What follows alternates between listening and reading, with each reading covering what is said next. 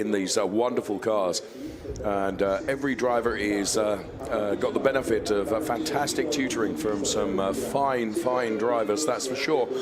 And you can see those drivers out there on the track right now in the Corsu Pilota cars, and it's a wonderful experience, and it takes place at across all our regions where we operate the Ferrari Challenge in North America, in Europe, in the UK, and also in Japan as well. So Corsu Pilota is hugely successful, and it gives the opportunity for our upcoming drivers, if you like, or drivers that would like to be in the Ferrari Challenge, to drive these wonderful 296 GTB cars that you can see out there on track right now from our Corsu Pilota program. Wonderful stuff, and you can see that our drivers that are out there, it said on my sheet here, going to be putting on a bit of a display. Well, they're certainly doing that. Each and every one of our Corsu Pilota instructors are hugely talented drivers in their own right, and I think you can see that from the way that they are out there on track right now in front of a grandstand full of Ferrarista who are enjoying the show. Look at this, absolutely millimetrically perfect. Wonderful to see our Corsu Pilota 296 cars out there. And they're really going for it. It's like it's another race being run here. Welcome to the Ferrari show. It's my privilege to be able to talk our way through this, and I'll try and bring you the wonderful highlights that we have lined up in this show, which, as I say, always forms part of Finali Mondiali. Listen to the sound of those cars. It's been a week-long event here in Mugello, and it culminates with the Ferrari show that we're seeing right now. There are activities that will be going on for various disciplines from Corso Clanti during the course of the rest of today. But for now, this by far and away is the bit that so many people look forward to, the Ferrari show. And my Italian colleague Alberto Borghini is actually down there on the track, and he's whipping up the enthusiasm, not that it needs whipping up in any way, shape or form, from the thousands and thousands of people that have come to join us here in Mugello this weekend for the Finali Mondiali event. Well, as I mentioned, demonstration lap. It's like another race from Corsu Pilota, and really enjoying this, and the cars are simply stunning, Just a few more turns to do before the lap here at Mugello on this 5.2 kilometer circuit will be completed. And just one of the instructors that's out there driving one of those cars, I'm sure, will be Christian Colombo. And when I first joined Ferrari, it was Christian Colombo that took me for a ride around Mugello circuit many years ago, and scared me plenty, I can tell you. A great driver, great cars, great atmosphere here. And this, the demo from the Corsu Pilota team with the Ferrari 296 GTB CP, the Corsu Pilota cars.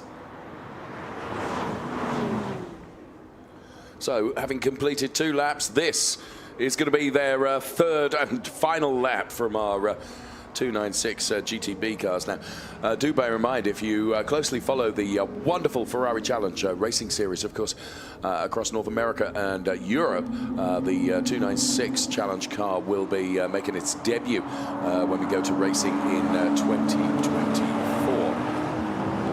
We should be seeing that 296 Challenge car in the course of our show today. For now, these are the cars that, if you join the Corsu Pilota program, these are the cars that you could be enjoying. So wonderful drivers, wonderful display from our Corsu Pilota team then, who are out there on this wonderful Mugello circuit, running down behind the paddock. And the paddock becomes something of a village at Finali Mondiali as Ferrari brings in car showrooms, shops. We have Casa Ferrari, we have Casa Pirelli. It is just a wonderful place to spend some time. No one does it quite like Ferrari, who do it very properly indeed.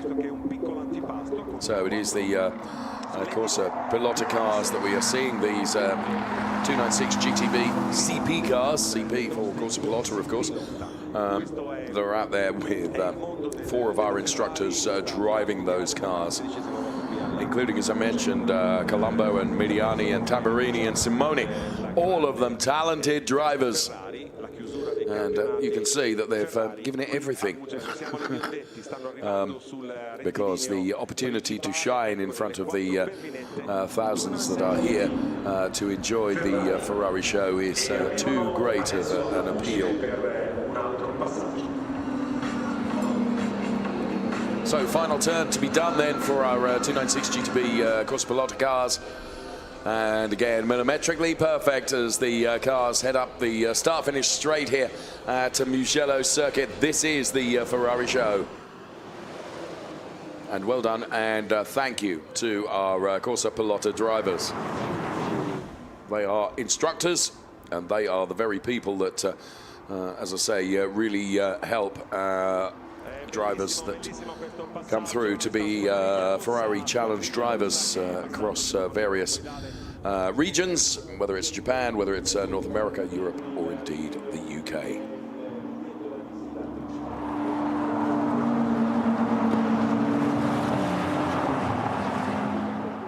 Just allowing you to hear the wonderful engine noise from these cars.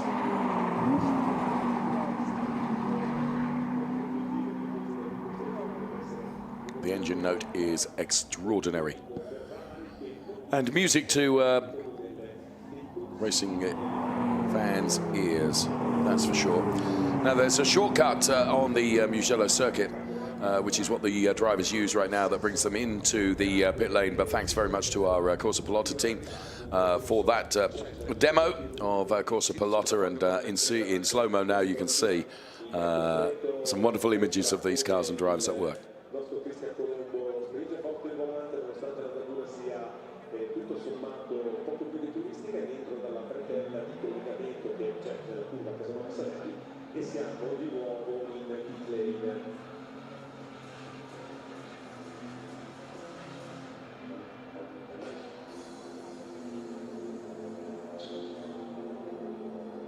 Hypermotion is what we call this slow-mo because they look absolutely fantastic.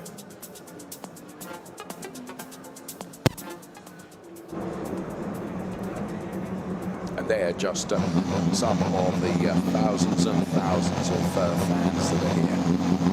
What are we going to see next then? Oh, well, first and foremost, the 296 Challenge, which will become the new Ferrari Challenge car next year, certainly in North America and Europe. The 296 Challenge being driven by none other than Andrea Bertolini. Oh, listen to that car.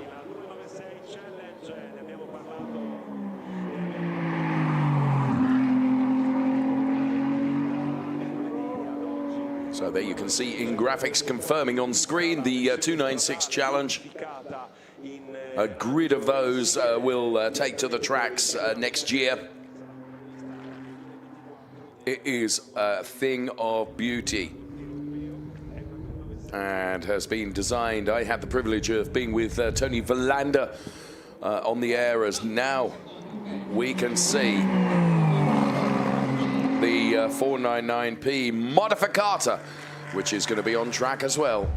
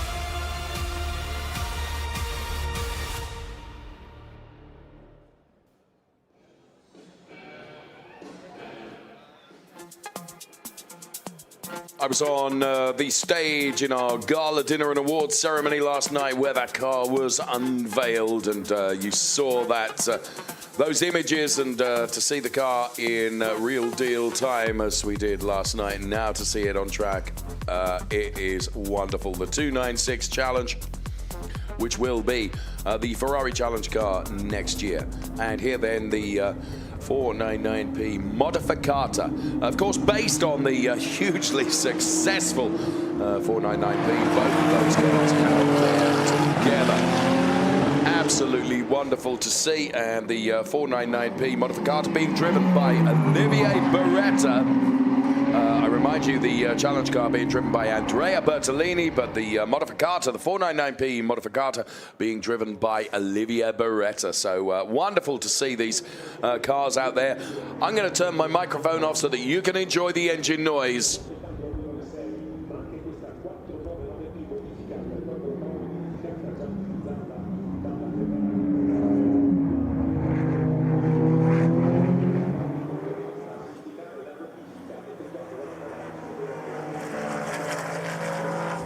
Hypercar, che ricordo quest'anno ha fatto il grande centro alla 24esima.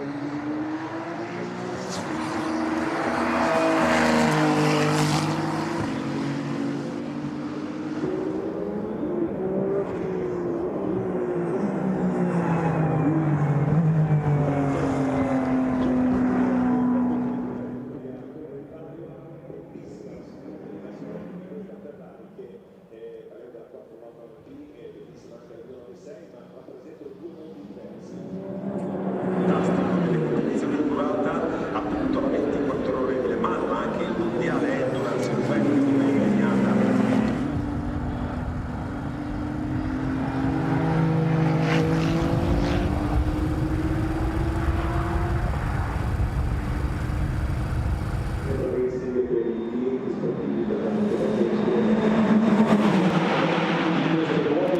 That's what I wanted you to hear. The 499p Modificata and 296 Challenge car then roaring along the start-finish straight here at Mugello.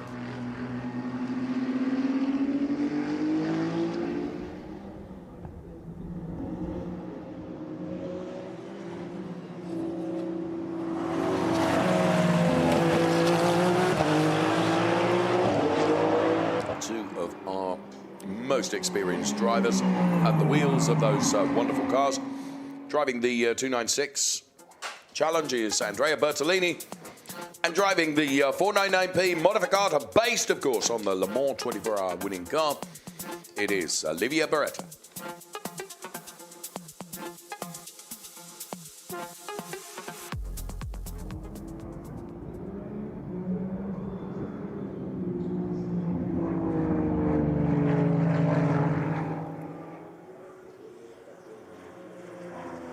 This is the Ferrari show that we're enjoying as part of Finali Mondiali. Having completed certainly the racing activities for what has been a Ferrari festival, as Finali Mondiali always is. It's wonderful to see the challenge cars from right across the regions always racing, and then of course to have this awesome Ferrari show as well, containing some truly wonderful cars. We've seen the Corsu Pilota cars and drivers out there. Drivers, I mean the instructors from Corsu Pilota. And now, of course, we have the challenge car for next year, the 296 Challenge, and also the 499 Modificata. Both of those cars took center stage at our gala dinner and championship awards evening last night, and once again I was very privileged to be alongside Alberto Borghini and being part of the presentation team for that totally extraordinary event. And now we're allowed to play out the highlights from that to the thousands and thousands of fans that have come in and packed into the Mugello circuit to enjoy this Finali Mondiali highlight. No question about that, the Ferrari show.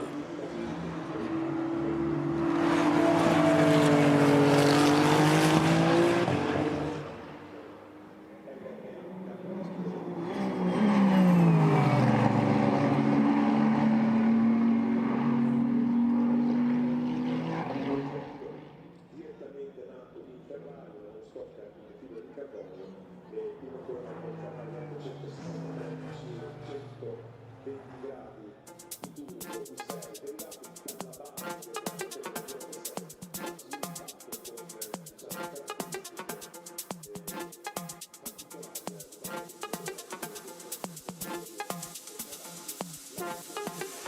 At the conclusion of the laps that we will see, we hopefully will be hearing from the drivers of those cars. Enjoy this now. We're the fastest on track by far. We won Le Mans!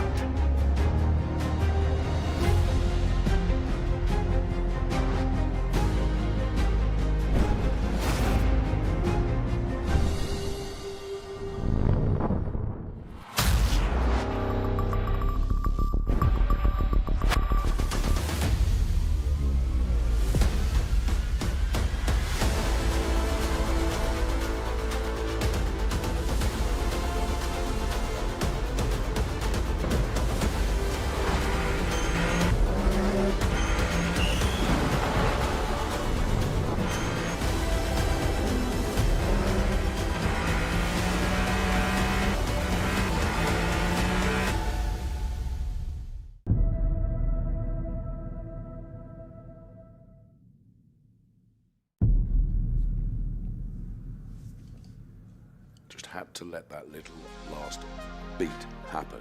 The 499p Modificata. What a car. Absolutely amazing. And in that demonstration that we've seen, driven by Olivier Beretta, and I'm given to understand that both Olivier Beretta and Andrea Bertolini, and they're both out of the cars now, so Olivier Beretta driving the 499p Modificata, Andrea Bertolini driving the 296 Challenge car, and you can see them out of the cars now. And they'll be joining Alberto Borghini out there on the main straight here. And there you can see the Modificata then really up close and personal. Developed specifically to celebrate, of course, the glorious history in endurance racing. And you can hear Alberto beginning to talk. There we can see Alessandro Pierguidi, Miguel Molina, Niklas Nielsen. Also in there is Davide Rigon, and the head of endurance racing worldwide is Mr. Antonello Coletta, who is the architect of the success. And is a very nice chap as well, I have to say. And alongside me is my German colleague, Nico Spalek. And this is always a highlight of the Finali Mondiali weekend, of course, as Alberto Borghini introduces Andrea Bertolini. La 296 Challenge, ovvero la vettura che raccoglie un'eredità importante, che è quella delle attuali 488 Challenge che Generally sono speaking, Alberto, of course, will always e talk Ferrari in che continua a Italian, but then superarsi, just a confermi? snapshot, Sì, assolutamente. Intanto grazie, davvero tutti gli anni le finali sono sempre più belle e questo è grazie a voi, davvero siete unici, grazie. La 296 abbiamo alzato ancora l'asticella. È incredibile, la macchina davvero è molto veloce, minimo sono 2 secondi più veloce della 488, quindi diciamo che i nostri clienti sportivi, i nostri piloti del Challenge si divertiranno. È una vera macchina da corsa con tantissimo carico aerodinamico, uno step importante rispetto alla 488, come dicevi te. La 488 è stata una macchina importantissima per noi, ma la 296 lo sarà altrettanto. Abbiamo un'altra vettura importante di cui parlare, abbiamo sentito che l'avete già apprezzata moltissimo, il nome è comune con la vettura che ha vinto le Modificata, che vuol dire tanto, quindi una vettura in clienti, e abbiamo un'altra persona giusta. So once again there we can see our official Ferrari GT drivers there, Niklas Nielsen, Miguel Molina, Davide Rigon and Alessandro Pierguidi there with Antonello Coletta, Nico. Yeah, and since we didn't get the translation on this one occasion, he was saying how important this new car is, the 296 for the clients, both within the Challenge and obviously customer racing everywhere. and it's such a great machine, and it's apparently 2 seconds quicker than the 488 Challenge Evo per lap. And I mean that the 488 Challenge Evo, as we have seen throughout this weekend and throughout the last few years, is really not a slow car by any description. So I mean that is another huge step. And obviously the 499P Modificata is in the tradition of 100 years of Le Mans, 10 overall victories for Ferrari at Lassard, and gives for the first time the prototype client ability to race such a prototype, well, drive such a prototype, and it's, you know, just an amazing car. I never realized just how good you were at Italian translation. You have hidden that skill under your bushel, haven't you, friend? I've practiced the last few days. You've kind of made me look like a fool now. So good and so eloquent are you. Yes, there is no question about it. I mean, the 488 Challenge in the Challenge Series and the Evo version of that, I mean, the 488 has been a wonderful and hugely successful car. There is no doubt. Absolutely no doubt. Generally speaking, with Ferrari, of course, things evolve, things change. They always look to the future, and the 296 is the next evolution of the Challenge car. And of course, we've already seen the 296 out in GT3 racing as well. And yeah, very much looking forward to seeing that 296 car. We are looking right now at, I don't want to tease and anticipate things that are going to be going on here, but we are going to see two of the SF71Hs and an F60 Formula One car out. And these cars are going to be driven by some luminaries, I can tell you. Antonio Giovinazzi, Antonio Fuoco, and Giancarlo Fisichella as well are going to be heading up those cars. The F1 show will feature the F60, the SF70H, and the SF70H die box. We are going to be seeing those cars, and big thanks to Andrea Bertolini and also to Olivia Beretta, who have been part of the show so far, driving that 296 and also driving the wonderful 499P Modificata, which, as Nico so lovingly explained, it's the first opportunity, isn't it, for from a prototype point of view for clients, Ferrari clients, to have the opportunity to have a car like that. I mean, what an opportunity. Yeah, and that, you know, it complements the range of the F1 Clienti, the XX programs, you know, those very incredible cars, very different in their own right. And being able to drive a vehicle like that once in your life must be an immense thrill.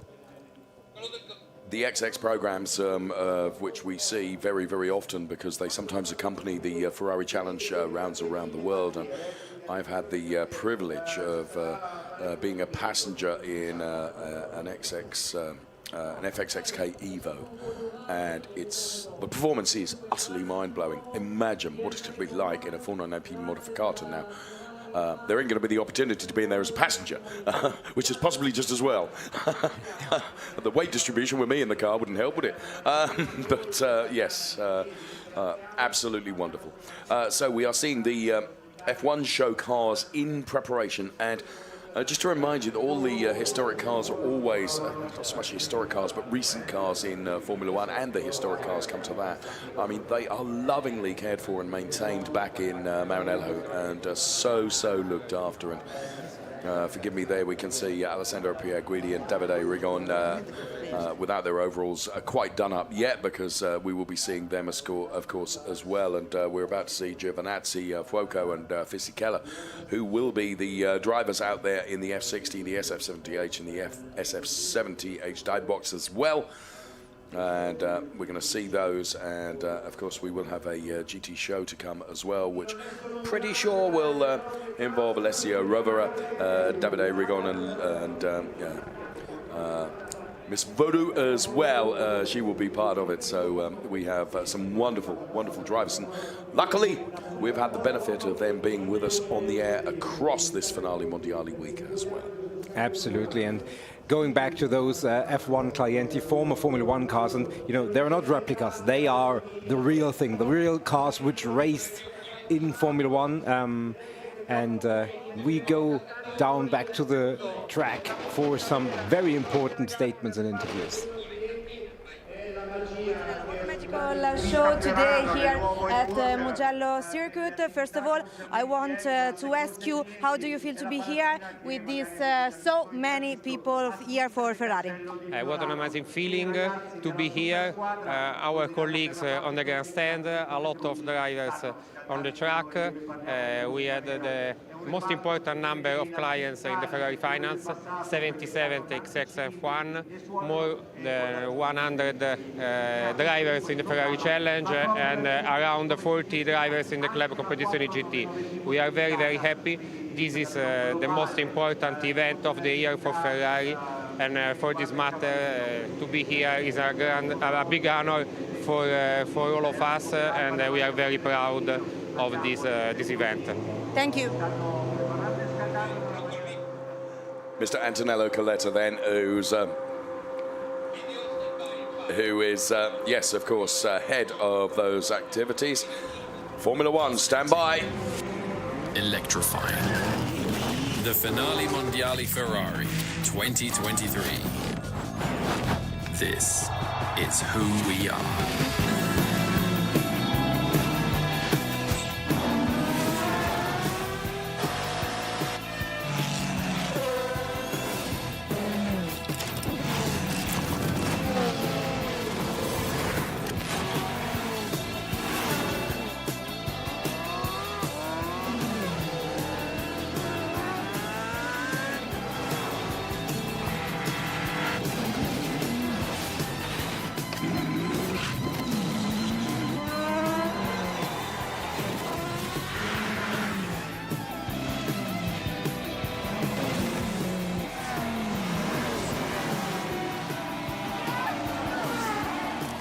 Are out, the flags are out. It's Ferrari o'clock. Welcome to the future. Ferrari wins the 51st 24 hours of the Nürburgring. This is so exciting because that was a brilliant race to watch.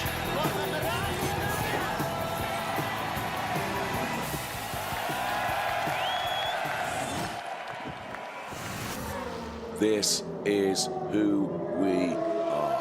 And right now, out there, the SF71H with Antonio Giovinazzi and Antonio Fuoco driving those cars, and Giancarlo Fisichella in the F60 as well. We're going to turn our microphones off because you need to hear these cars live at Mugello. This is the Ferrari Show.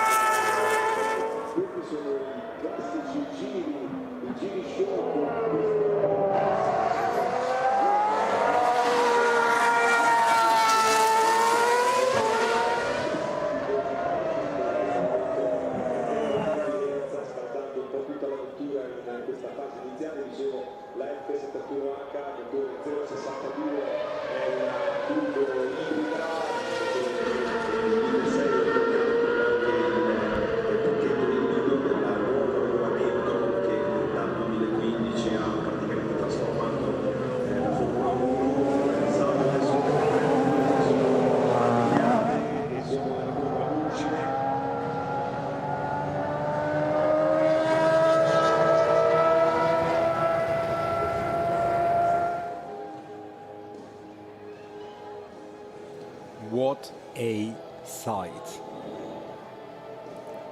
What an amazing sight and what an amazing treat for the fans here on the grandstand.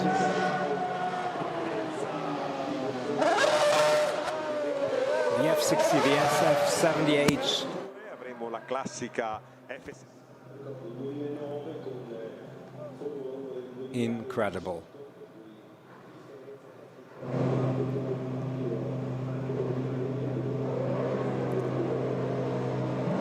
The lights go red.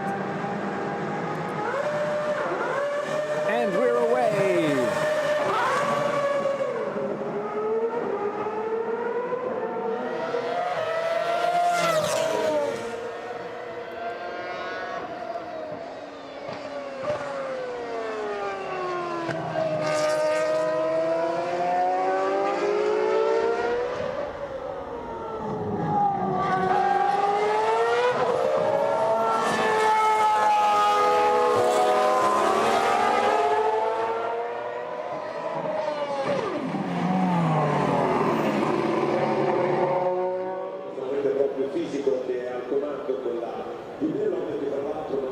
solo facile, nonostante gli anni siano passati e sul carbone di questa Formula 1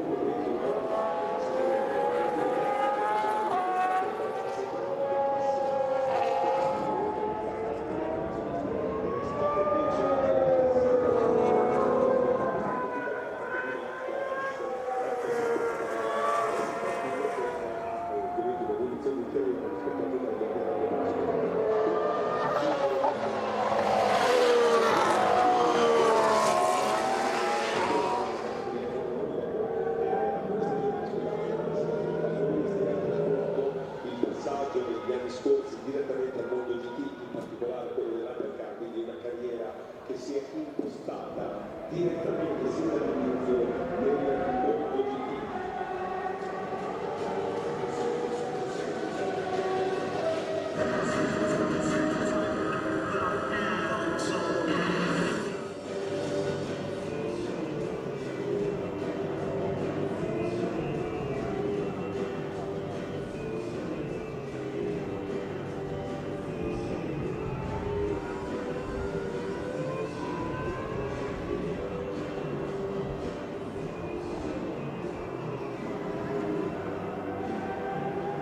We wanted you to enjoy the wonderful sound of these cars.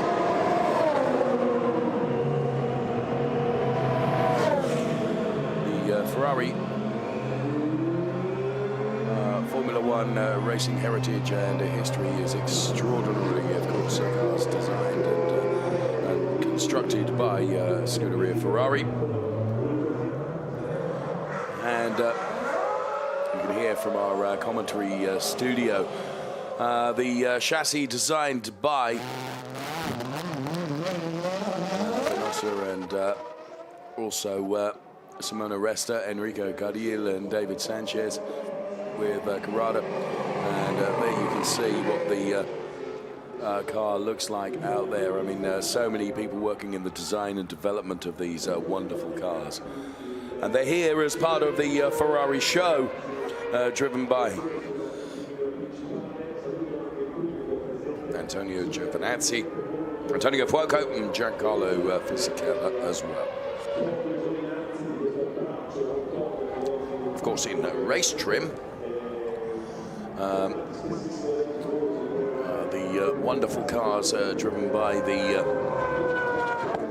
likes of Kimi Räikkönen and Sebastian Vettel, and memory serves me, first win 2016 Australian Grand Prix, 2018 I think. It's deep into my memory banks, which is never very reliable. And of course, another car that's out there is the F60, which is being driven by Giancarlo Fisichella.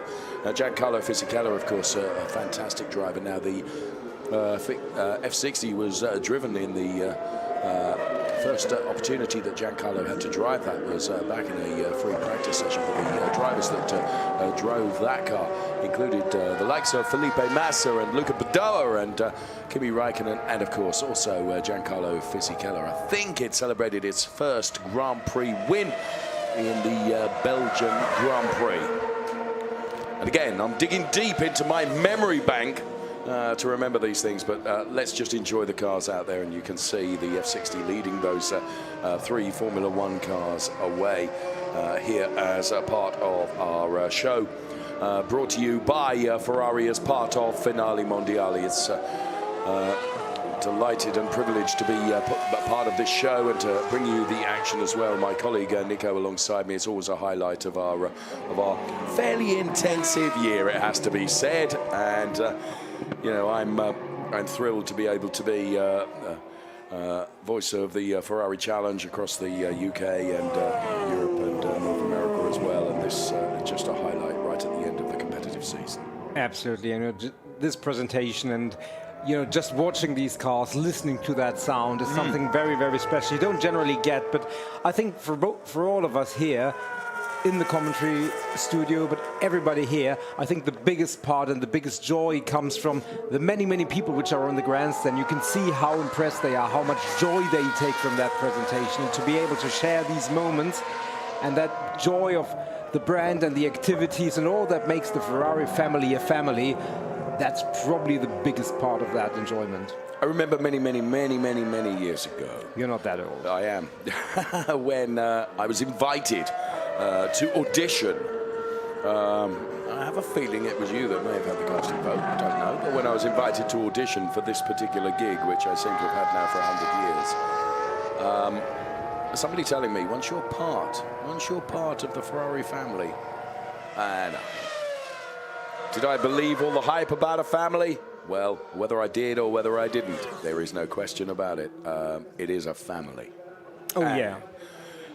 Look at this. And you can see, I mean, the drivers, they absolutely love being part of this, and for the fan engagement and enjoyment as well. It's so critical and so important to them also. They take so much joy out of this. I don't know what I can say, except there's nothing nicer than seeing racing cars do donuts. And can I just tell you, and I'll probably get told off for this, but on each corner of those Formula One cars, there's probably a thick end of 2.5 euros worth of rubber. Not anymore. No, maybe not. But not anymore. I mean, if ever there was a perfect comeback, it's not anymore. reminds me of the famous Pink Panther film where Inspector Clouseau destroys a grand piano. He said that was a priceless grand piano. Not anymore. Thank you, Nico. I'm going to get my coat. Pleasure. No, but you know, going back to that family thing, I mean, Giancarlo Fisichella probably is one of the people who embodies that, because as you already said, he drove the car in competition when it was brand new and the state of the art, and now consecutively he's still part of the Ferrari family. Oh, for sure. So many years later, and it just, you know, it stays with you. It just stays with you, and it's just a grand part of this, of racing as a whole in the world. Another huge member of the Ferrari family and a super nice guy, really talented driver, is Andrea Bertolini, and he's already been part of the show today, and right now he's with Ludovica. Thank you, guys. We are here with Andrea Bertolini because I want to discover more about the first expectation and the first feedback of 296. Yeah, the car is a really big step. You know, all the time with the new car, the new model, is always difficult to have a better car. But this time, honestly, all the team did an amazing job. It's not just one step, but probably two steps. The car is really fast, but it's fast, but also easy and predictable to drive. This is the point. I think all our drivers, they will have a lot of fun, and the competition, it will be amazing. The last question, Andrea, I want to ask you, how do you feel to be here today in this iconic circuit and with this big family of Ferrari? You know, Ferrari for me is really family. I am already in Ferrari from more than 30 years, and I told to everyone, just thank you, because you know, our passion, our motivation, without all the support of our tifosi, it will be difficult, it will be different. So I want just to say thank you to everyone, because it's a special day. Every time the Ferrari Finali Mondiali are better and better, but at the end is better, are better thanks to the people. Thank you so much. Thank you. Ciao. Thank you, Ludo, and thank you, Andrea Bertolini, who just right on cue said exactly what we've been saying about being part of the family. Andrea, who lives just outside Misano, incidentally. Not that I've been invited round for tea, but I just thought I would mention that. Over 30 years, Andrea Bertolini has been part of this family, and, you know, is still hugely talented in terms of driving skill, and just loves being part of this, as he just explained there. Yeah, absolutely. And if you're wondering why there is a 32 painted on the side of the 296 and not a 296, it is. Next year there will be the 32nd year of the Ferrari Challenge, and the 296 Challenge therefore will represent the 32nd year car, if you will, after so many so many great cars. Obviously, this year we still had the 488 Challenge Evo competing. We had the 458 previously, the 430, and so many great cars. Oh yes, and incidentally, you know, and so many great drivers through the Ferrari Challenge. One of whom is now a hypercar driver, Niklas Nielsen, of course, who was on the air with me earlier on, proving that you know, by competing in the Ferrari Challenge, you can get picked up for a fantastic opportunity. And Niklas Nielsen explained on the air. He said, "I'm just so grateful, and I'm so glad I raced in Ferrari Challenge, because now here I am driving a hypercar." You know, wonderful to see. So. You know, as I say, proof of the fact that you know, driving in the Ferrari Challenge, it's not just for gentlemen drivers, it's for young talents as well, and they can really make a name for themselves with this wonderful brand. So we've just seen those awesome Formula One cars out there on track, and as you can see, team of engineers that look after these cars and lovingly prepare them and maintain them so that they can come out and be shown to the wonderful tifosi, as Andrea Bertolini was saying, that have graced not only here in Mugello, but always part of these wonderful Finali Mondiali events. Absolutely. And talking about Finali Mondiali, yesterday we were treated to the announcement of the 2024 location and date of the World Final. So if you want to make your early 2024 holiday plans and reservations, make sure you don't reserve our rooms, because we will need them to do the commentary from there. But it is going to be the 16th to the 20th of October, and it's going to be Imola. I mean, what a place steep in history. Absolutely steeped in history and steeped in elevation changes. I know, as you insisted upon us jogging around there a couple of seasons ago. Well, your walking is like the most normal people's jogging pace, and yeah, it is. It's a fantastic place, isn't it? Which, of course, has got, as you say, it's got a rich heritage and rich history, and absolutely wonderful place to host yet another edition of the Finali Mondiali. I still find it extraordinary that we've had 32 years of the Ferrari Challenge next year. Yeah, absolutely. And I mean, so many great drivers have come through. And going back to the family angle one more time, lots of the drivers who competed in the challenge and in other forms of Ferrari racing, they're still here in this paddock, being a driver coach to some of the current drivers. And, you know, if this doesn't represent this family aspect, you don't leave. You stay affiliated in a different role. You become from a kid to a father, to a grandfather almost. Some of them have become team bosses, like a certain Philip Barron. Antonio Giovinazzi, Giancarlo Fisichella and Antonio Fuoco just saluting the audience here, and just to reinforce the what Nico was saying about both young and perhaps more senior drivers that compete in various racing activities in the Ferrari Challenge, whether it is which particular category it is in. There is Giancarlo Fisichella. Just yesterday I was talking to one of last year's Ferrari Challenge champions.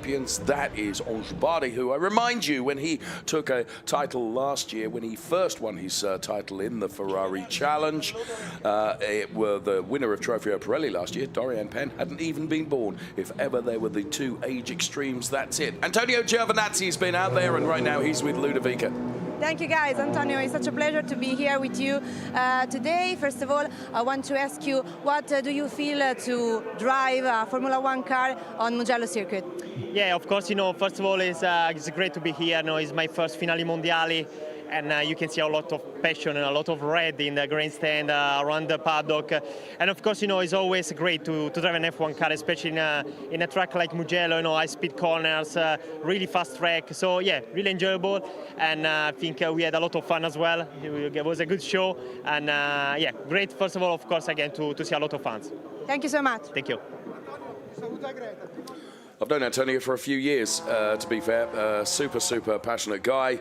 And, well, what do we have out there on the track right now? We have the 296 GT3 and the 488 GTE. Remind you just how successful the 488 GTE has been, of course, in the world of racing, and Ferrari then having so much success. And so we have at the wheel of said cars Alessio Rovera. We also have David A. Rigon, and Lilou Voodoo is out there as well. And So the GT3 296 and the 488 GTE out there, and for you to enjoy there. Just warming up right now, and we're actually going to see one of the driver changes as well, which I can't wait for that, because in endurance racing, obviously that's critical in these cars, Nico. Yeah, absolutely, and something that the fans here on the grandstand will be able to witness, as that will happen right in front of their very eyes in the pit lane, we assume. Absolutely, and just prove how important the team that surround the cars are, because with the greatest of respect, you know, when you've got a driver change from someone as svelte as Lilu Vodu, and then someone who's as tall as Alessio Rivera, then, you know, all of a sudden adaptations and amendments to said seating position have to be made. So it's going to be really, really interesting to watch this driver change. Antonio Fuoco's been part of our show today, and right now he is with Ludovica. Thank you, guys. Antonio, first of all, I want to ask you, how do you feel to be here after an incredible season for Ferrari this year? Yeah, it's always special to be here in front of all our tifosi. They show us an amazing support throughout the season. It was a good season, as you said, until the moment. We won Le Mans with the 51. We scored a couple of pole position and some podiums. So I think so far it's quite nice, quite good, and we hope we can finish the season quite high on the classification. Thank you. Thank you. Thank you. As we continue watching those GT machines competing in the WEC, and as Dave is getting himself back together after... Not anymore. Not anymore. Yes, he does. We get some super slow-mo of this magnificent machine. Oh, absolutely wonderful. Absolutely wonderful. You're quite right. And shout out, of course, because we're heading off to Bahrain. Some of our drivers, of course, in the next few days, as we can continue. Is it the 6 hours of Bahrain, Nico? Again? 8, actually. 8. I'm saying 8. There's 6 plus fan. They've increased it. And a shout out to a good buddy of mine who will be out there as well, and that's a stunt driver, Terry Grant, who I know is always forms part of that event. So, of course, part of the world WEC as it is. Anyway, we continue as we're waxing lyrical now. We continue with the show that we have here as a part of Finali Mondiali, the Ferrari 488 GTE, the car that we can see out there. And I mean, you know, to be fair, we've got not enough time left in today to tell you about all the winning drivers that have taken victories with that car, Nico, and some really stunning drivers to be named in there. But honestly, there are lots and lots and lots. The likes of Giancarlo Fisichella and Davide Rigon, of course, and Olivia Barretto. And I'm only talking about the Ferrari drivers. I mean, you know, when you the official Ferrari drivers, so many other drivers as well. And I can't remember, and I wish I could, the total number of wins, but it's absolutely awesome. The car has been so successful. So what we're seeing out there is both the 488 GTE and the 296 GT3 car as well. Okay, stand by. I promised you, driver change. Here it comes. So there you can see. Little bit of assistance going on there as well, and adjustments being made then, and this is where the team works so hard and your co-driver works so hard as well, and it's lovely to see, and we recreate this for the benefit of everyone here, and of course benefit for us watching and talking about this wonderful Ferrari show. Yeah, absolutely.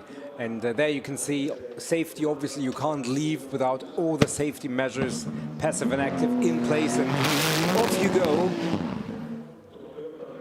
Back onto the fast lane, out of the pit lane.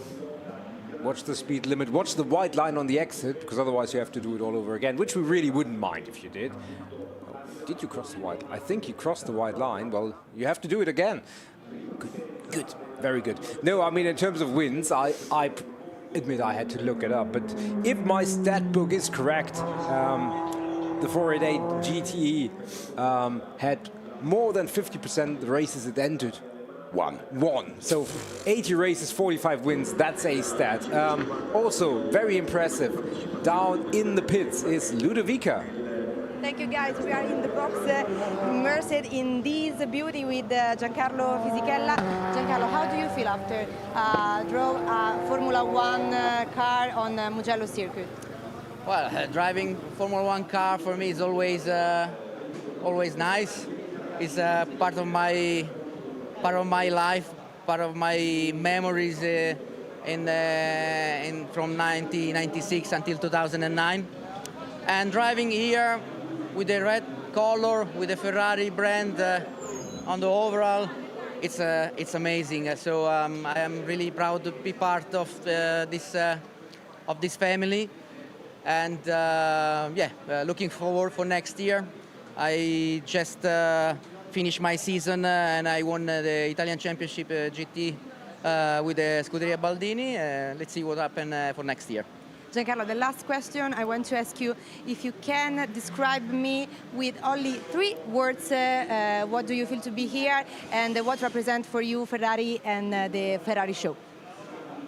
Amazing, fantastic, unbelievable. Thank you. Thank you. Back to you.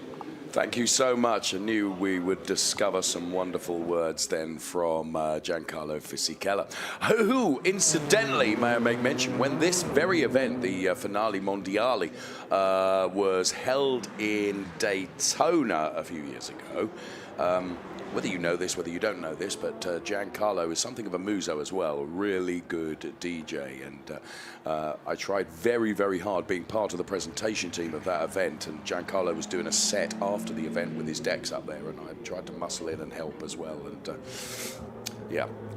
Giancarlo didn't need my assistance. He quite rightly told me. I was there with my Nana Muscuri album, ready to go for it. Maybe for the better 2016 that was. Remember that very well. It was very nice. I mean, all the Ferrari World Finals that we've had the privilege to be at, I mean, all of them have been magical in their own rights. Whether it was Abu Dhabi, Valencia, Daytona, as you say, Mugello, Imola, Monza a few years back. It's always special, and it doesn't really matter that much where the location is. Obviously, you know, we like to go to very, very nice places, but Ferrari makes it nice and very, very special wherever it is. It could even be Oschersleben. Almost. Not anymore. Thank you. You're right. There have been some wonderful events, and a highlight for me definitely is seeing various Ferrari competition cars floating outside the Museum of Arts and Sciences in Valencia. I mean, that was something special. I mean, when Ferrari do it, they do it properly. Absolutely. And last night's gala, where obviously the 296 challenge was presented to everybody on stage, and certainly the 499P Modificata was presented. It launched yesterday. Yes. Those are breathtaking moments, and everybody, even those who obviously they are Ferrari challenge drivers, they know how to pedal a car competitively, so they're as one with their racing cars. Even they are open-jawed and look at these wonderful machines, and you just can't help but being impressed, A, by the machinery, and B, by the presentation. You are absolutely right. I completely concur. We are watching the GT show from the Ferrari show here at Finali Mondiali with the 296 GT3 and the 488 GTE. Both out there and being driven by Davide Rigon and Alessia Rivera and Lilu Vodu as well, who has been part of the driver lineup in those cars. And they've given us some stunning laps out there and also driver changes as well. Just to show you exactly how these cars operate, and wonderful. Wonderful. So right now, let's get a snapshot of Competizione GT, and please have a look and enjoy this.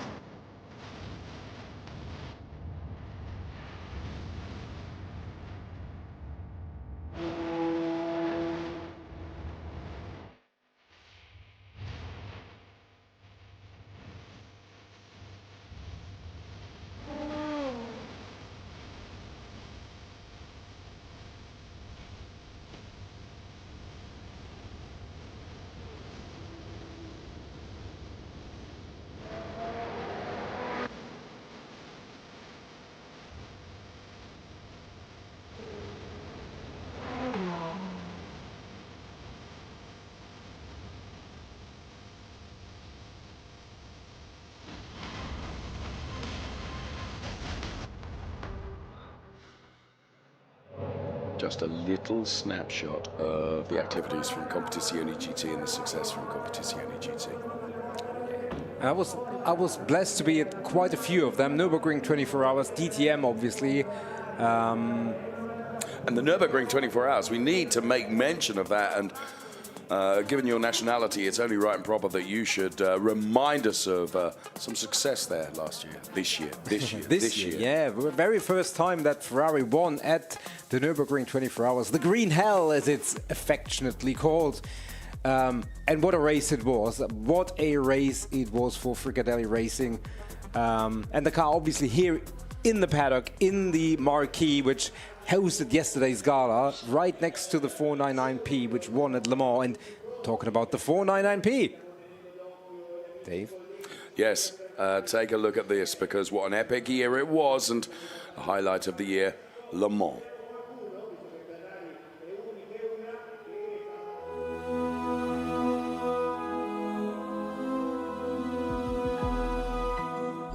Some days when I'm dreaming, I think of how far I have come. All my lives led to this, and now I see what I've become. All that I want is to see all the things that I could be.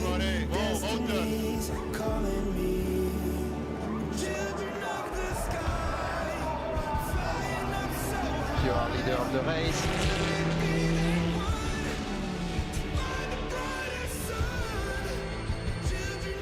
You're the fastest car on track.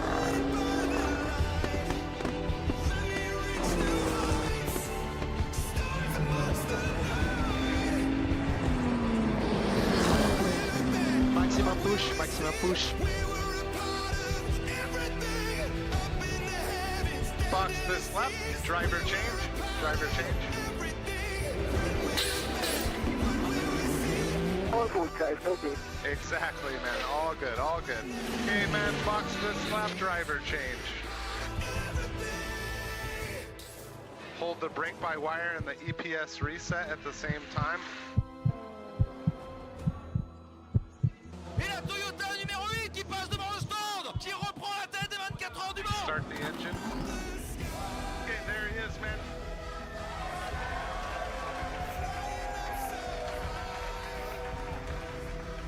Pace is really strong, Miguel. Keep it like that. Ale, we won Le Mans! Thank you, everyone. Thank you. After 50 years, we are back.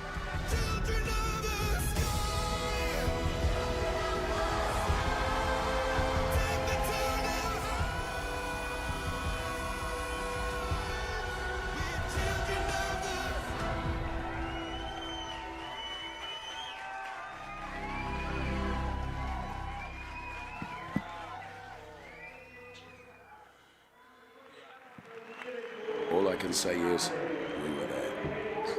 We were there. And sometimes you have these stories in sport which just, if you had them in a feature film, they would be too cheesy to be real. Yep. You know, just unbelievable. And this return of Ferrari to the top class for the outright win in Le Mans, and to do it, to take it in the first year, is obviously a testament to the teamwork, to the technical excellence of Ferrari, but it still felt unreal, so unlikely, and so impressive, and certainly also very, very satisfying. Yes, it was extraordinary, and of course it was backed up. I mean, it became such a weekend about Ferrari, but of course when you plan the weekend, you can't know that. You go there with the best of intentions, you go with the best of preparations, but as we both know, motor racing can be utterly beautiful, but it can be brutal as well, and you just don't know. But of course, everything was done to ensure that it became such an immersive thing, with Casa Ferrari there, with over 70 Ferrari Challenge cars in support of the 24-hour race as well. I mean, it was just... You and I have had the benefit of being at a number of Le Mans events, but to be there last year was extraordinary. Also extraordinary is Lilou Voodoo, who I think the world of, and right now she is with Ludovica. Let's discover more. Thank you, guys. Lilu, what an incredible season for you this year. You are a very young driver, which won the 6 hour of Spa-Francorchamps. So I want to tell if you can rely with us this incredible motion. For sure, for me it's my first year like a factory driver. It's one dream for me to become Ferrari driver. We did a good season for the moment. We will finish P2 in Portimao and we won in Spa. So it's just incredible for me because it's my first win in a World Championship. And I really want to thank Ferrari and F Corse for the amazing job. And Lilu, what represents for you to be a part of this big family of Ferrari?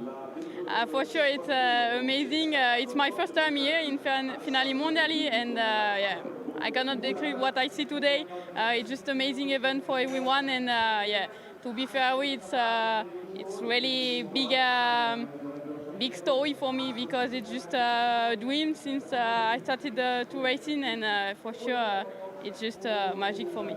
Thank you so much. Thank you. Great young talent. And right now, here comes our endurance show as part of the Ferrari show here, as part of Finali Mondiali. The drivers we're going to see out there in those wonderful, wonderful cars: James Calado, Alessandro Pierguidi, Niklas Nielsen, and Miguel Molina. All of whom, with the exception of Ale, have been in this studio with us at some point over the course of this weekend. And Ale only not being here on account of the fact that he was busy with Italian broadcast duties as well. So those drivers out there on track right now. And Nico, when we saw these cars, and again, sounds like it's sort of really rather self-deprecating, but to be here, to be part of the launch of that car that we're seeing on track now at this event last year, in our wildest dreams, did we imagine the success that we would see in 2023? I'm not sure. It was always a dream and a bold ambition, but it was going to be a tough ask. But tell you what, when the tough asks those questions are made, Ferrari respond, and they did so in fine style indeed. We're seeing those 499Ps out there on track right now. This is the endurance show. Absolutely, absolutely. As you say, it was in Imola last year that we saw those cars for the very first time roll out onto that stage. And it was a magical feeling. Going back to Lilu and Le Mans, one more minute, it was like a big part of that experience, I think, for all of us was the parade through the city center, where, I mean, great shout out to all the people who came out, whether they came from France or the UK or anywhere in the world. They made it such a special moment. And I remember Lilu saying, you know, being French, this being close up with all the fans who applauded in, I think it was 37 degrees and the stifling heat, and they all came out and endured, and it was just an experience. Yeah, that driver parade is something very, very special indeed. Thousands upon thousands upon thousands of people. You're absolutely right. Sorry, I'm laughing because there are just so many people and it is so crowded that the only way to make your way into the parade area, which the challenge drivers took part in as well, and I was part of that, and you and I had been split up because I had to go with the drivers to the parade. It was the bus dropped us off in the wrong place. And it's the images of this poor bus driver trying to do a three-point turn as he realised he'd gone wrong. Oh, it was a wonderful event. And you know, our challenge drivers still say to this day, and we had drivers from all of our regions take part in the support race. It was the highlight of the year just to be part of that. Yeah, absolutely. 100%. And then to have that weekend crowned the way it was on the track was obviously, you know, that's something you can't plan, as you already said. It made it so special. But it was everything around this week, more than a weekend. It was everything around this week which just created the perfect backdrop for the success that eventually happened between Saturday and Sunday afternoon. And it was these cars which brought about first the pole position and then the outright victory. And it wasn't without its drama. And I mean, credit to those that put together that wonderful piece a few moments ago. LA inside that car, and they couldn't get it to restart when it came into the pit lane. You know, I mean, there was no one in our garages breathing at that point. It was so concerning. But everybody started breathing again, and which is important. A bit, yeah. A bit. But you get to enjoy the victories which come the tough way, probably even a little bit more. And those you have to wait for so long. Yeah, you're right. So we are seeing those wonderful top-class Le Mans racers out there on track right now. The drivers that are pedaling those 499Ps then James Calado, Alessandro Pierguidi, Nicolas Nielsen and Miguel Molina. Now, bear in mind that one of the drivers of these 499P cars just a few years ago at this very event in Finali Mondiali took success in terms of Ferrari Challenge Championships, but a few years later is one of the official factory Ferrari drivers in the Hypercar, which just tells you and illustrates how important a potential career can be in the Ferrari Challenge, where it can send you, where it can elevate you to. And that Nicolas Nielsen proving that. Let's see the car come into the pit lane right now. So as it makes its way down the pit lane, once again, for the benefit of all the fans here, recreating the very experienced, Nico, that the drivers go through and the teams go through as well. Parking the car up, the refueling rig goes in, and here you can see sprinting to the car, belts held by engineering members of the engineering team, and belts going up and being done up, and the car held there. And it was at this moment, as we saw in that video, when the door was closed and Alessandro Pierguidi was back in the car and he couldn't get it to restart again, but then eventually did. Drama beyond drama. That's all you can say. Talk about work as one, Nico. They do work as one. And reliant on so many people just to get everything right. Door is closed, it is secured, as you say, until everything is 100%. The car restarts and roars out of the pit lane. Wonderful to see it. Definitely, and wonderful to hear. Yes, yes. Just amazing machinery in front of some of the greatest fans in the world, I think it's fair to say, and especially those who came out here. And again, if you're watching this live stream, please make sure that you remember 16th to 20th of October 2024. We obviously have lots of events until then. The Ferrari Challenge in Japan, the Ferrari Challenge in the UK, the Ferrari Challenge in North America, obviously the Ferrari Challenge in Europe, the XX programs, F1 Clienti, World Endurance Championship, and all those other championships where Ferrari is taking part and is being successful. So you have so many opportunities to get close up with the Ferrari family. It's positively encouraged, isn't it? You know, it's wonderful to see. It's wonderful to experience. It's wonderful to be a part of. So there you can see driver change, and this is what goes on sometimes when you have drivers who have slightly different stature, Nico. As you can see, the seat insert having to be changed, belts having to be adjusted, of course, because safety is of paramount importance for every driver, and it's a work of art how these pit crews and drivers work. And we've seen it so many times, haven't we, that you know, the outgoing driver does everything he can to make it as easy as possible for the incoming driver in these endurance events. And yes, it is wonderful.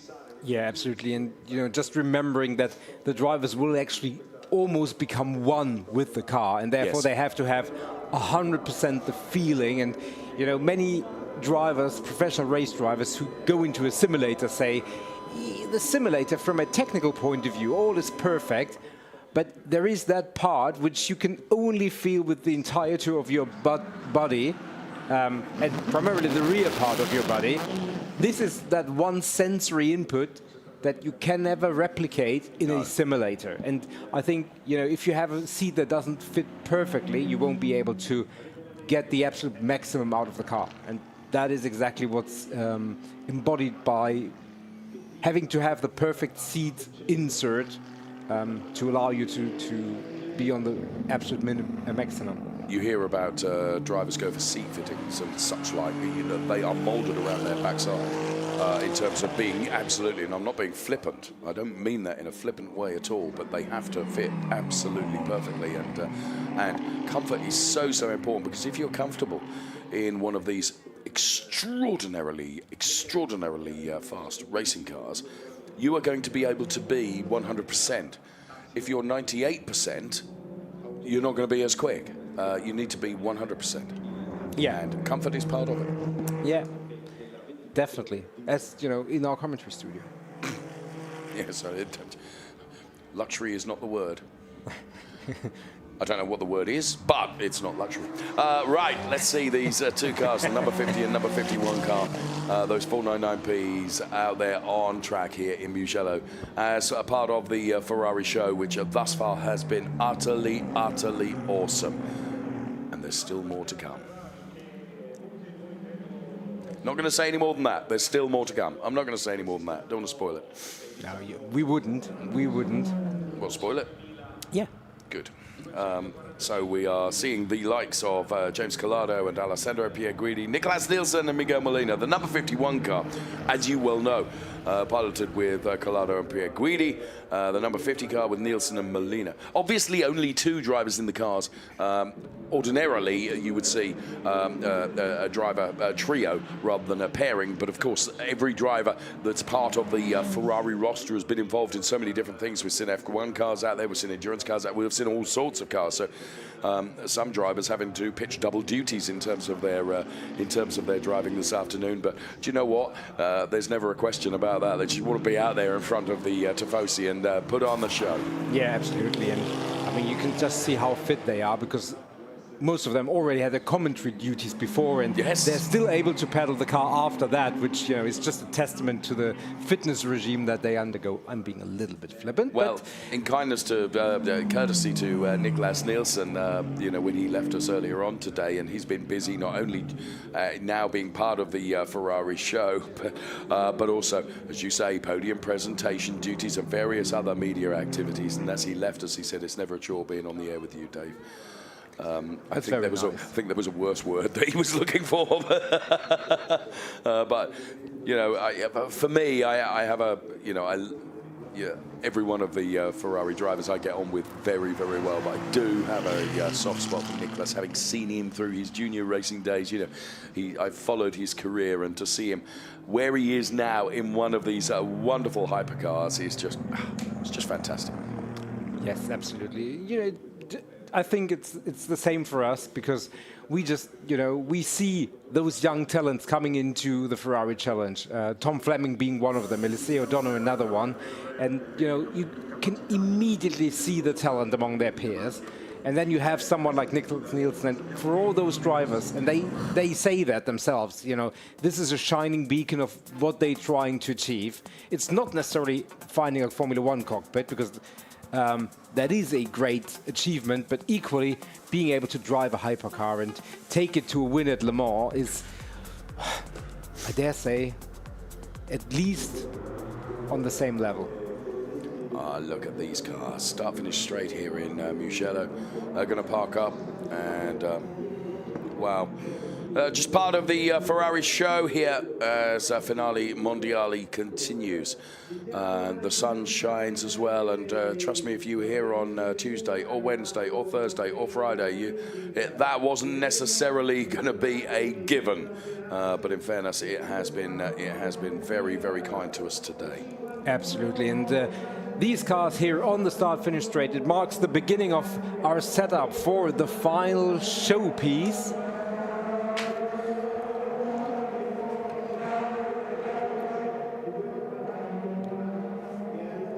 You are absolutely right, because all the cars that we have seen in the show, Nico, I believe will be forming part of this display down there on track. Welcome to 9-6 Challenge, to the show, to the party, and I think you know what's going to come. You have already seen such great machinery, and they're not going to be hidden in the pits for the rest of the afternoon.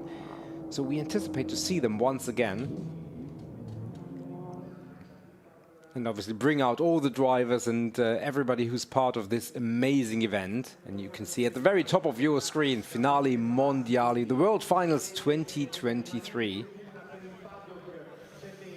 So the Formula One cars, there you can see in the pit lane.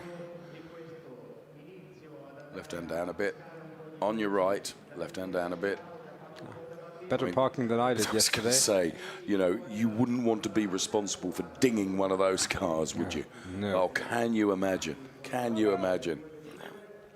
Not anymore. As the cars wheeled out onto the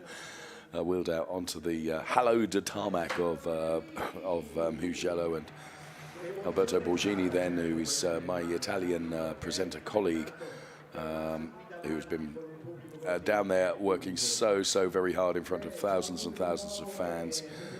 He continues that great work now, and the F1 cars being wheeled out now, out onto the track. You can see the 499P Modificata joining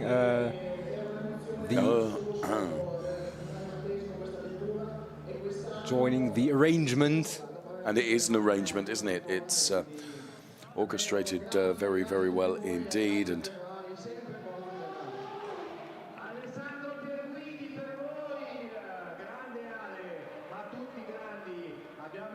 Finali Mondiali 2023. We're live with the Ferrari show. Thank you so much for being there, watching this. Hope you're enjoying it as much as we are, and as much as the thousands and thousands of people here are enjoying it as well. Absolutely wonderful. In the sunshine, I'm pleased to say, almost relieved to say.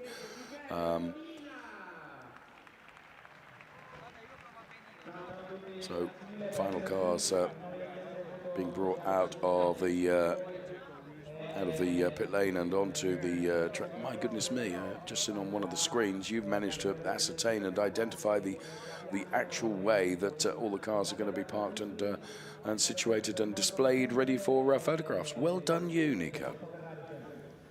Well, the good thing is I'm not doing any of the parking, or that would all not happen the way that it is supposed to be. But I don't know. Well, let me share with you a little story of my colleague alongside me here at a Ferrari event in Barcelona. You wouldn't. Might be the last one, so why not? Who managed to park a rental car in the car park at in Spain, and then in his quest to get out of the car park, there was absolutely nothing else in the car park at all. It was acres and acres and acres of clear tarmac, and came within a centimetre of taking out a fire hydrant or a power supply. I mean, how did you? I mean, yeah, honestly, you're so diligent. Yeah, on this occasion. I think you had to go to the airport very quickly, or something like that. I'm sure I will come up with a good excuse. My best excuse is I missed it. I didn't hit it, and therefore, you know, disaster averted. And yeah, we're still good with the rental car company because they still have a car.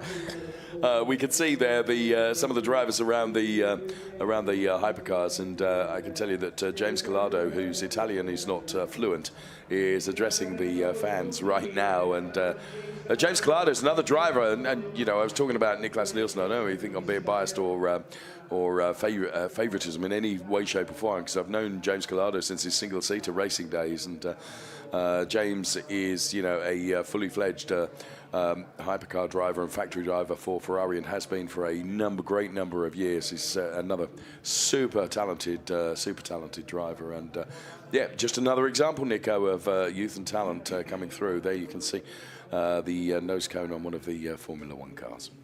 Yeah, absolutely. Yeah. Youth and talent is something which in this commentary position is not at an abundance, but there we go. No, I mean, just look at those great machines, and those F1 Clienti cars, or those Formula One cars from previous years, they are being cared for in a amazing place in at the Fiorano circuit, right next to the Ferrari factories. And if you walk in there, I mean, this is where the walls whisper, because they whisper from the success that these cars had on the track, from the trophies they won, from the races they won, from the championships they gained, and they're being cared. And you look at them and you think they're ready to go for their next Grand Prix. Such is the state, and they actually manufacture spare parts in those facilities at Ferrari. So, you know, some things just need to be maintained, and therefore if something needs to be replaced for safety reasons, they will have those spare parts manufactured themselves. So that's the level of care that is given to those beautiful testaments of previous Formula One success. And you can see them lined up here on the main straight here in Mugello for the World Finals. Just an amazing sight which is being assembled here.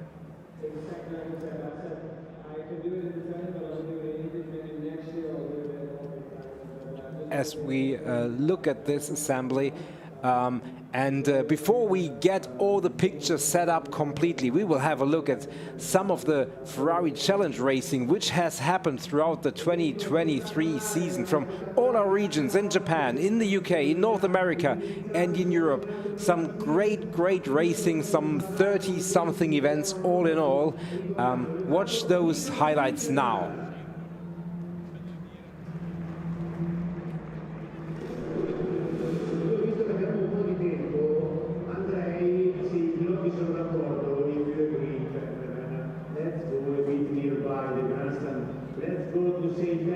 So there you go, Mugello Circuit Finali Mondiali. Here are those highlights. Enjoy.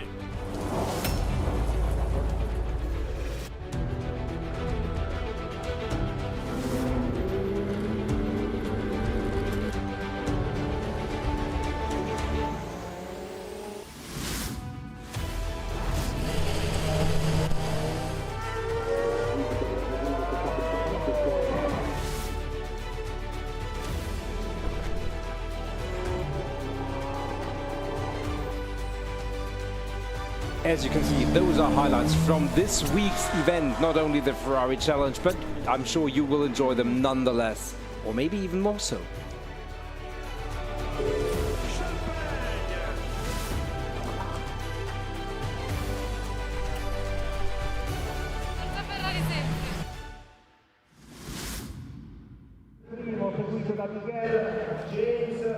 Well, just some of the images, and if those are not an incentive to come to next year's event, I don't know what is. I don't know what is. Imola next year is going to be the host venue of the Ferrari World Finals. And there you can see all the drivers from WEC, the Competizione GT, winners at Le Mans, pole setters at Le Mans. Such a row of success.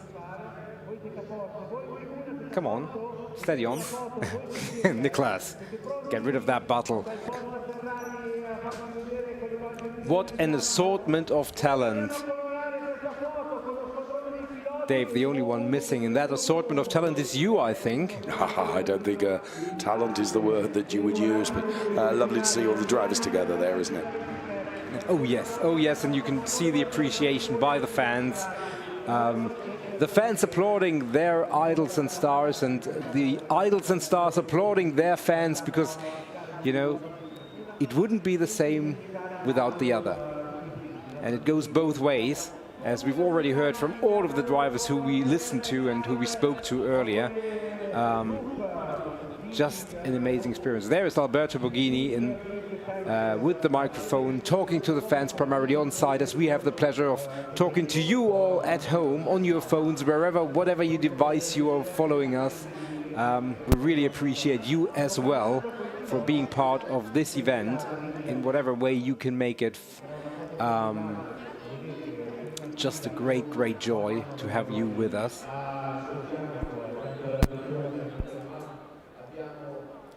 So cars being positioned still, and just as you look at that camera shot, You can see the wonderful Modificata, and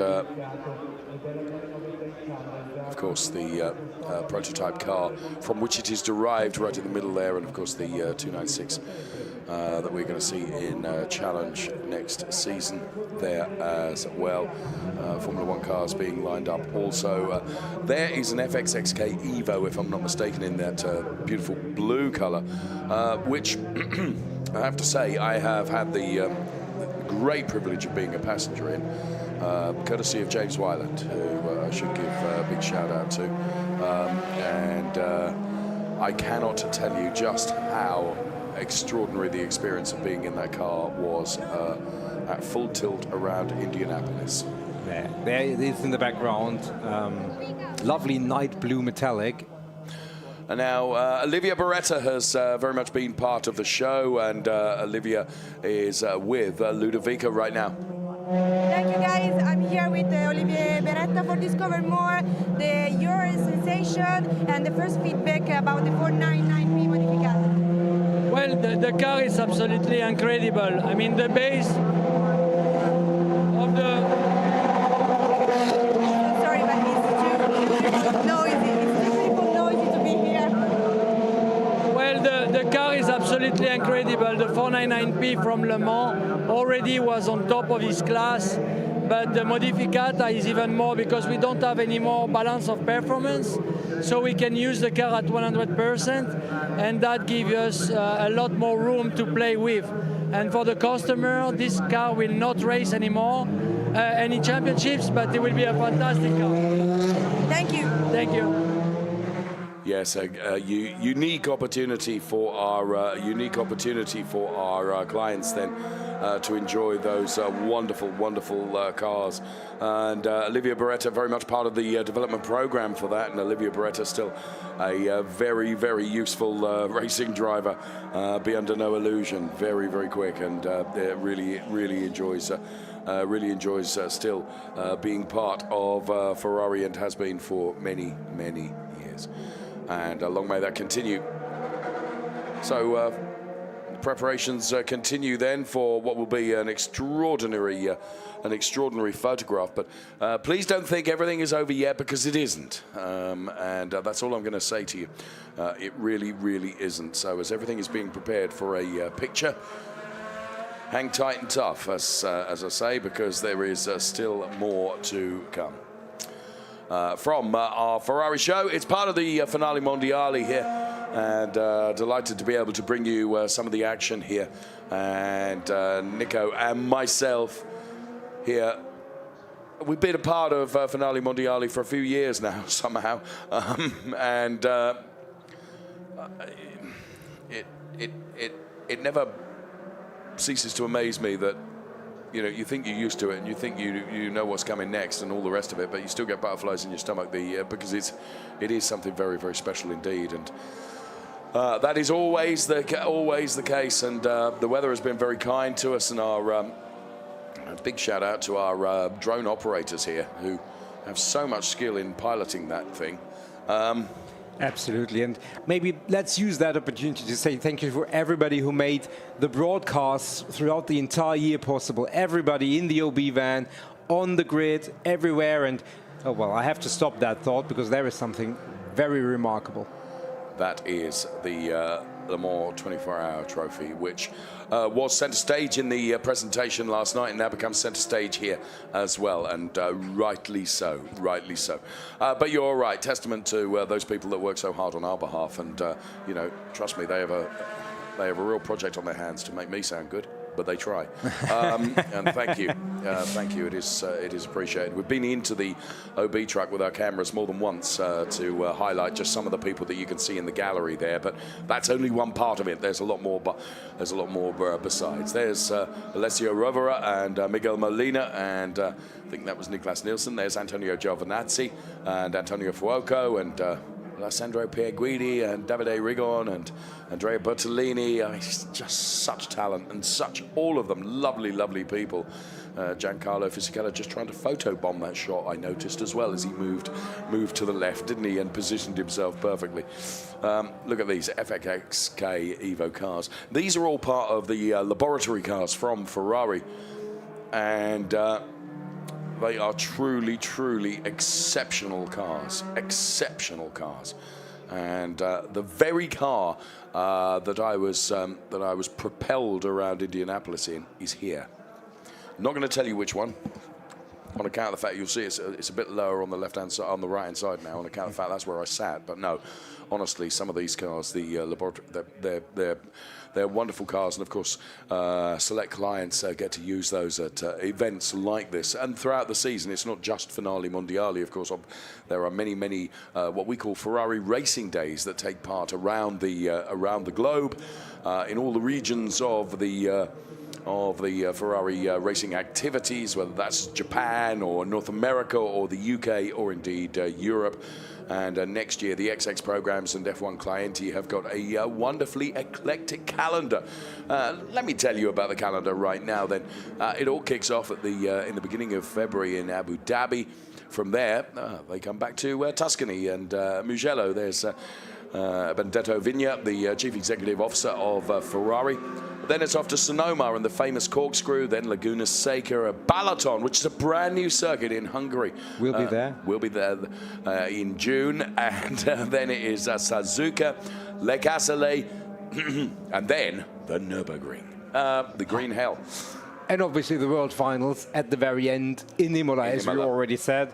You know, great cars, great venues. And, you know, just an amazing experience. And look, all the fans here, you know, standing up so that they can get the best vantage point possibly. And whilst we're looking at calendars, we may as well bring you the challenge calendars as well. And for Europe, what a calendar for 2024 we have. And funnily enough, the reason I stuck a piece of chewing gum underneath the desk here in the broadcast studio is in the vain hope that, of course, we will be returning to Mugello at the beginning of May. Then we're heading off to Balaton in Hungary. Then it's Jerez in Spain. Portimao, which is always a favourite down there in Portugal. Very close to my birthday, incidentally. Then it is La Castellet and then Nürburgring. And as Nico so rightly says, then it will be the Finali Mondiali event in Imola next year. So to our North American calendar right now, which is another wonderful schedule, which kicks off at the Circuit of the Americas in just outside Austin in Texas at the end of April. Then it is Laguna Seca. The Circuit Gilles Villeneuve, of course, in Canada, as the Ferrari Challenge once again supports the Formula One appearance there. Then it's Watkins Glen, which I've never been to, just a hint. And then Sonoma Raceway, Indianapolis, and Finali Mondiali in Imola.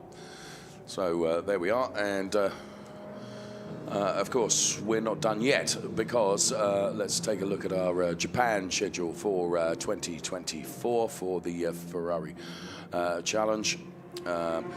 It all kicks off in April with Suzuka. I'll come back to the calendar because right now the Chief Commercial and Marketing Officer for Ferrari is with Ludovica, Mr. Enrico Galliera. Thank you, guys. We are on the grid with Enrico to relive the perfect season of Ferrari 2023. One of the greatest seasons, because not only we had many races, many victories, among the other the 24-hour Le Mans, but then the possibility to celebrate an incredible year with our client, with our fan, with our employee here in Mugello for the Finali Mondiali. Thank you. Thank you very much. And guys, for this reason, I want to show you all the people on the stand, and so this beautiful picture of all the cars that are settled up on the grid. Yes. All the drivers, all the cars are here to celebrate this perfect season and the two historical victories of 2023 Spa and the victory of Spa and the victory of 24 hours of Le Mans. As you can see here on the grid, there is the trophy and the team who won at 24 hours of Le Mans. So it's very emotional to be here to celebrate these great victories and this success of the prancing horse. Alessandro Pierguidi, Andrea Bertolini, we can see there, and Antonio Giovinazzi as well. Let me continue with our calendar for Japan then, with regards to the Ferrari Challenge. As I mentioned, we start off in Suzuka. Then it's off to Fuji. Yes, as a backdrop, the Mount Fuji is there.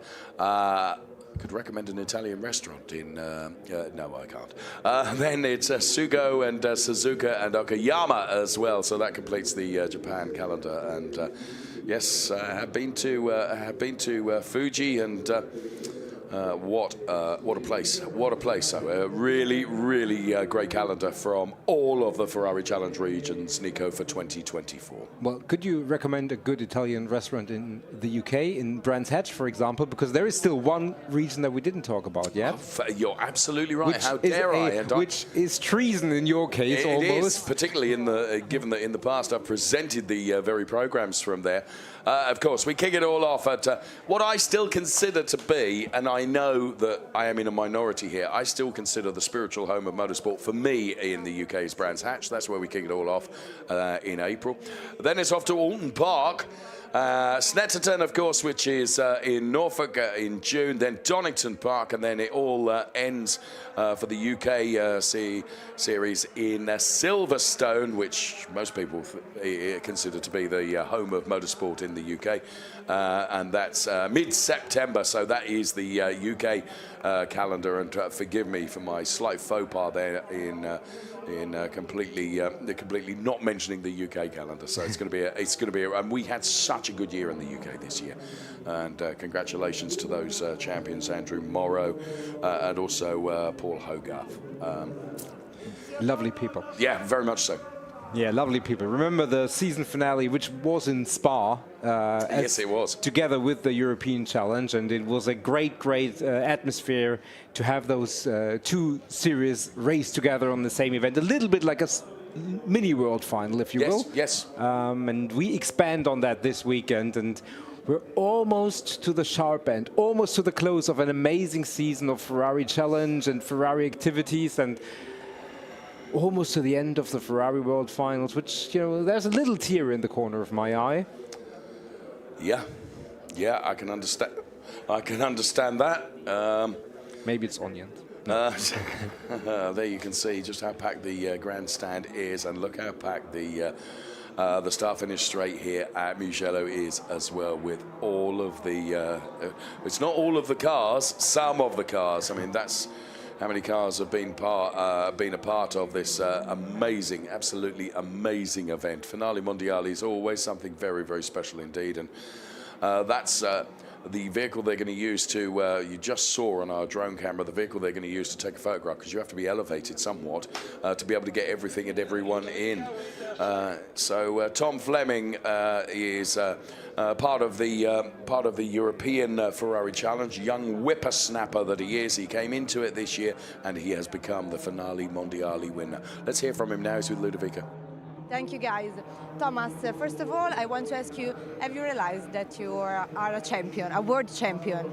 No. The short answer is no. It still hasn't sunk in yet. It's such an amazing feat for me and the team. It's just, yeah, it's an incredible achievement, and I can't be grateful enough to be in this position. And I'm going to pinch it. I'll be pinching myself until, you know, for a couple of weeks now. It's a surreal feeling.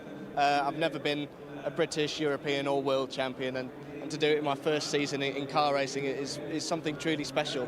And, like, you know, if you pan to the crowd as well, just my word, the amount of spectators who are here, it's created an electric atmosphere. And I thought I mean, you may disagree, but the race for the Finali Mondiali was amazing. You know, crashes, overtakes, stressful moments, lots of safety cars, and it was just, yeah, all of it was amazing. I think this is what Ferrari's really about, you know, passion, victory, and all in all, just incredible cars. So, yeah. And if you talk about the cars, I want to ask you, if you can choose only one car, what car you choose to drive for all the times? It's so difficult, you know, I don't know if the camera picks this up, there is such a vast array of just unbelievable machinery. But for the rest of my life, I think the 51 car would have to definitely take it. You know, how much it means to Ferrari to come back after 50 years and win its first Le Mans. We were there, obviously, as the support race, and in Casa Ferrari as well. And just, yeah, I think in terms of how much it means to the brand and to the fans as well, definitely the 51 car of Le Mans is definitely the winner for me. Thank you so much, Thomas. Thank you so much. Cheers.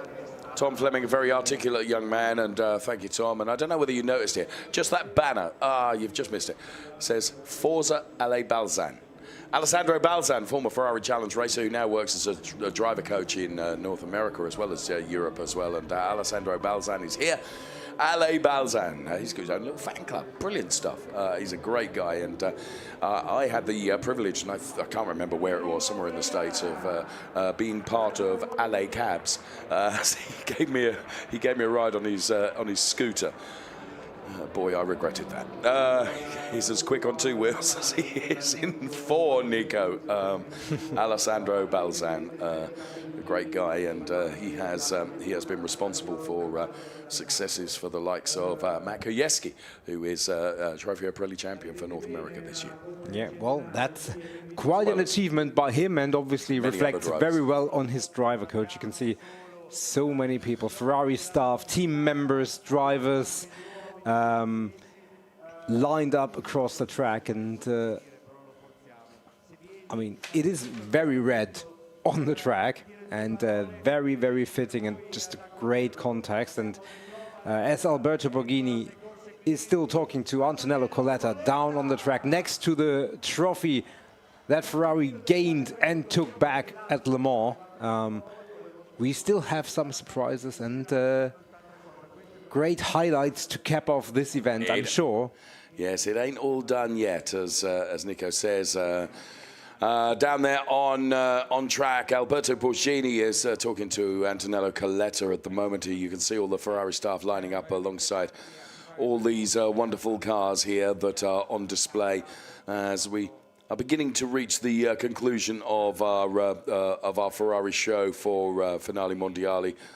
Critical that a nice photograph is taken to commemorate this very, very special event in what I said on the stage last night has been an epic year in so many ways. There's been highs, there's been lows, but there have been many, many more highs than lows. It's been extraordinary, and I know I've said it before, you know, you think, how can you top this? How can it be even better? But every single year, Finali Mondiali seems to take another step up. It's extraordinary and amazing. It really, really is how they seem to find a way of being able to do that, but they do. And right in the middle of the picture, well, is James Weiland, who I was talking about, and alongside him is his long-term driver coach, Conrad Grunewald.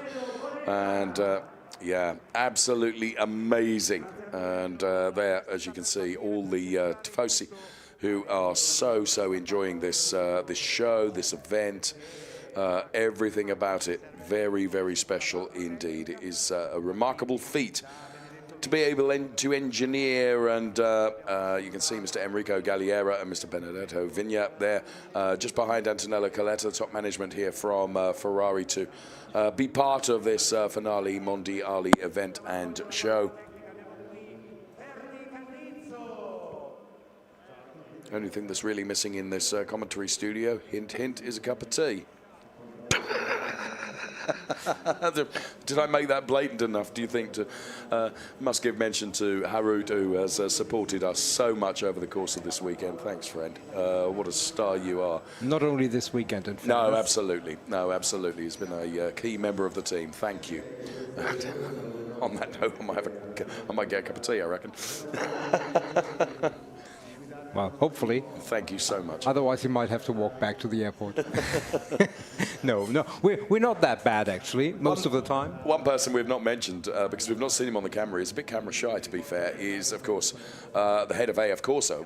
In partnership with Ferrari, have had so much success, and that, of course, is Amato Ferrari. Yes, 100%. And he was part of the presentation yesterday, yes. Obviously, on stage. I've tried to cajole Amato into putting together a little documentary, because I think it would be fantastic. It would be fantastic with Amato, but I haven't managed to persuade him yet. Can I leave that with you? There's always 2024. We will see if we can make Amato Ferrari, because it's.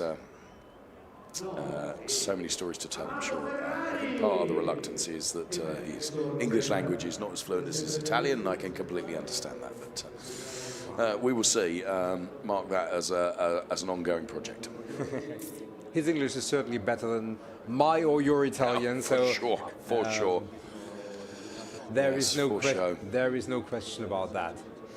And we can see, actually, that Amato is being interviewed by Alberto Borghini right now, which is just proof of the pudding that he's certainly much more comfortable in Italian than in English, because if I went to Amato with a microphone, he would show us how well he can sprint. Now, we promised you some highlights still to come. I'm going to shut up right now, so is Nico, because the show is about to reach its conclusion. Lo spettacolo qui sul rettifilo. Abbiamo il trofeo del centenario, abbiamo spazio qui davanti e capirete perché. Avete chiesto la bandiera italiana, non la vedo ancora, ma credo che arrivi. Avete chiesto l'inno, ma penso che anche quello a breve arrivi. Insomma, arriverà tutto il previsto. Anzi, credo che sia proprio il momento di tenere i cappellini e le bandiere, perché vedo che si sta avvicinando qui sulla verticale del rettilineo, era in stand-by nella piazzola uno dei velivoli, il quarto nucleo elicotteristico dei Carabinieri, che arriverà ad aggiungere un tocco di magia. Grazie, vi hanno sentito, serviva la bandiera italiana e arriverà a una nostra maniera, ancora meglio di quella che vedete abitualmente alle Man. Riusciamo a superare anche in questo, e quindi a breve vedrete il perché. Tenete stretti cappellini e bandiere. Tra poco arriveremo con un fantastico tocco dall'alto e poi anche con l'inno. La parte giusta è quella, guardate lato arrabbiata, sta arrivando un velivolo italiano che è una macchina Leonardo AW 139, abbiamo i piloti che sono quelli del nucleo dei Carabinieri, il quarto, e a breve vi spiegheremo chi c'è a bordo, come scenderà, dove scenderà. State pronti? Sento un countdown che dice 1 minuto, io vado a controllare perché vorrei poi ricordare tanti nomi di coloro che stanno per operare questa parte dello show. Vi ricordo chi è ai comandi della velivolo, che ora detto essere una W139, al pilotaggio c'è il luogotenente carica speciale, i sopralluoghi nei giorni scorsi, affiancato dal luogotenente carica speciale Alberto Festaro, specialista il vice brigadiere Stefano Repetto.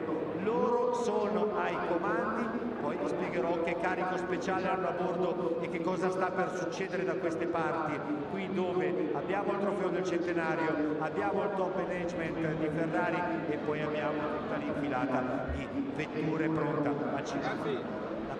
Vediamo se sarà così ad arrivare, e poi l'inno, quindi il momento magico. Lo vedete anche sulle immagini, l'elicottero che si sta avvicinando al rettifilo. Hanno già provato, sono stati gentilissimi gli uomini del quarto nucleo elicotteristico. So, as you can see, I promised I would be quiet, and I'm going to continue to maintain that promise. The Tuscania Carabinieri helicopter starts the highlights and the end of our Ferrari show here. La musica è quella giusta, che fa spesso da corollario alla partenza musicale della 24 ore, quella che abbiamo vinto. Alla 24 ore ci sono gli elicotteri dell'esercito francese. Noi abbiamo i nostri carabinieri ad accompagnarci così. Tenete bandierine e cappellini, perché dopo questo passaggio che già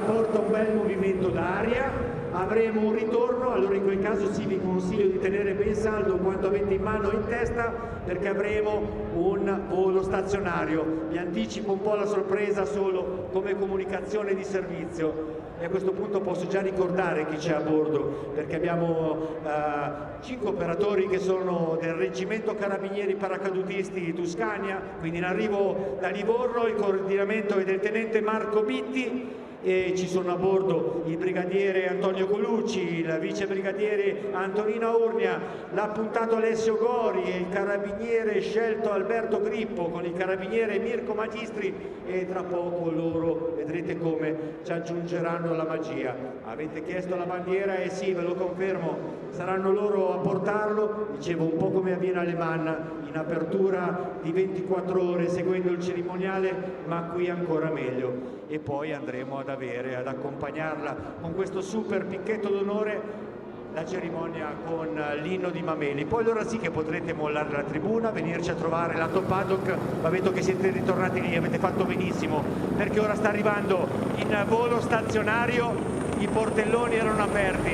Quello che succede ora è una discesa in fast rope, loro lo chiamano canapone, quindi vedrete calare, anzi sta già calando proprio il canapone. Vedete bene gli striscioni, i 5 operatori in discesa, 2, terzo operatore, quarto operatore quasi a terra, il nome tecnico è fast rope o canapone, l'ultimo militare a terra, raccolta del canapo, l'elicottero punta e vola ancora una volta sul rettilineo del Mugello. Altro che le Man, l'abbiamo vinto e qui ci siamo ancora superati per voi, e possiamo salutarli ora che c'è silenzio. Sono a terra qui i 5 operatori dei carabinieri paracadutisti del Tuscania, vedete che stanno montando la bandiera tricolore, la nostra bandiera italiana che avete chiesto, perché verrà tenuta da loro come picchetto d'onore speciale.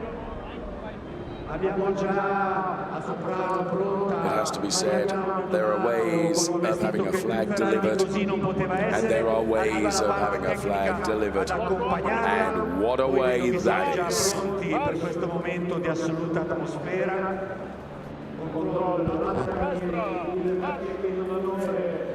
a portarci a terra, vi ringraziamo davvero, potete accogliere con un applauso, perché questa discesa per la portata della bandiera di Colorado.